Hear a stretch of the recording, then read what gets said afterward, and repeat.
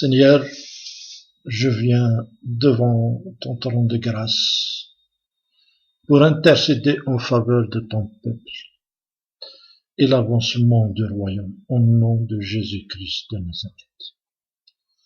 Merci Seigneur parce que j'ai confiance que tout ce que je demande dans ta volonté, tu me le donneras parce que tu dis dans ta parole, dans la lettre aux Corinthiens, ma deuxième lettre aux Corinthiens, chapitre 1, verset 20, que concernant toutes tes promesses, en toi est le oui. C'est pourquoi encore nous prononçons l'amen en toi, pour la gloire de Dieu. C'est alors que j'ai cette assurance de venir devant le trône de grâce pour te demander un réveil et une effusion de ton Saint-Esprit pour ces derniers temps qui précèdent ta venue.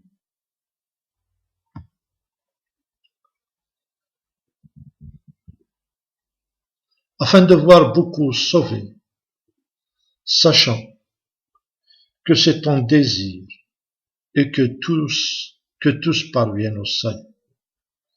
Seigneur, permets des difficultés et des tribulations, si cela aide à retrouver ta voie. Ma requête n'est pas de bénir avec ton abondance pour finir en enfer, mais que tous perdent s'il faut leur vie terrestre, mais qu'ils puissent atteindre le salut éternel pour la gloire de ton nom. Seigneur, suscite une faim et une soif des âmes pour ta personne, pour ta parole, afin que tous se mettent à la recherche de Dieu véritable et que cela soit vraiment très puissant, que personne ne peut l'ignorer. Fais de nous des biches dans le désert à la recherche de l'eau et que cela devienne notre style de vie jusqu'à atteindre notre maturité spirituelle à la stature parfaite de Christ. Seigneur, aide-nous à nous métamorphoser à ton image et à ta ressemblance pour vivre ta parole qui dit tel que tu es, tel que nous serons, au nom de Jésus-Christ. Amen. Seigneur, je te prie que tous fassent ton œuvre, mais ma requête est que tu nous gardes de tout ce que nous faisons. Vidéo, audio, prêche, évangélisation, et tout ce qui concerne les œuvres que tu as préparées d'avance pour nous. Que rien ne vienne de nous et que tout soit l'œuvre de ton Esprit Saint. Garde notre langue, Seigneur, notre marche. Ne nous laisse pas être guidés par nos penchants. Et surtout, donne-nous un cœur humble et repentant. Et par cette occasion, Seigneur, je te demande d'éradiquer tout ce qui empêche les frères et sœurs à entrer dans leur destinée.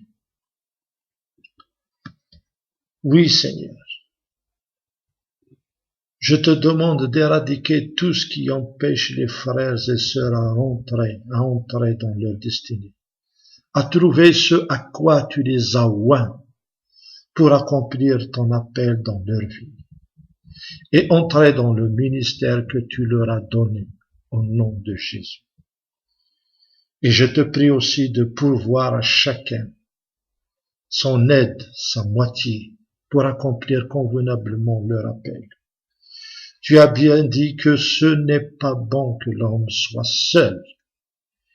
Et aussi tu as dit que si quelqu'un trouve une femme, il trouve le bonheur. C'est une grâce qu'il reçoit de l'Éternel. Je viens te réclamer ta volonté pour mes frères et sœurs, et que chacun puisse trouver celle ou celui que tu as créé pour lui, au nom de Jésus. Merci Seigneur, car tu es la sagesse, et que tu ne demandes pas de faire des choses sans pourvoir aux besoins. Alors je te loue à l'avance de ce que tu pourvois du travail. Et merci pour la promesse de bénir le travail de nos mains. Que ton nom soit glorifié et élevé, exalté dans le monde entier, parce qu'ils vont reconnaître que tu es avec nous dans toutes les choses. Merci de bénir les donateurs et que chacun récolte son tuple de sa semence. Merci pour le matériel. Gloire à toi, car tu fais de nous la tête, Seigneur, et non la queue.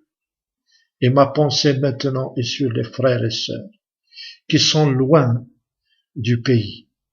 Garde-les, Seigneur. Garde-les, Seigneur, dans tes voies. Bénis-les et utilise-les là où ils sont pour la gloire de ton nom. Seigneur, glorifie-toi au travers de tout ça, au travers de tout ce que je t'ai demandé. Au nom tout puissant de Jésus-Christ. Amen.